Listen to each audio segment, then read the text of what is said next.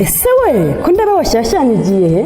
Ngo ngiye he? Ahubwo wowe ko ndewe utitegura harabura iki? Kiki se ahubwo habaye iki? Ariko mana yanjye, aho nawe ni waba utaramenya amakuru. Tariki 15 na 16 z'ukwezi kwa 2025 Ajemeri yuwarahuye yabateguriye concert aho tuzaba turi kumwe n'umuvugabutumwa wasizwe amavuta Rivera Pastor Mudaheranwa Fidele. Amangishwa n'ishyaka ry'inzu y'iby'Imana iteka ryose nubona kurangwa ku by'Imana. Haleluya! Kubera kuvuga ukuri kw'ijambo ry'Imana bakakwanga. Si ibyo gusa kandi hazaseruka korali zuje urumuri nka Inihakore Kwaya,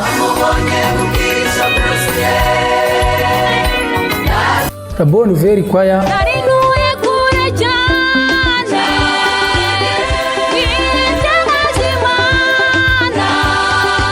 Penuel Kwaya, Gisubizo Ministries, Rangurura Kwaya ndetse na Kubw'ubuntu Kwaya. Naho mu mwanya wo guhimbaza Imana tuzaba turi kumwe na Shalom Worship Team.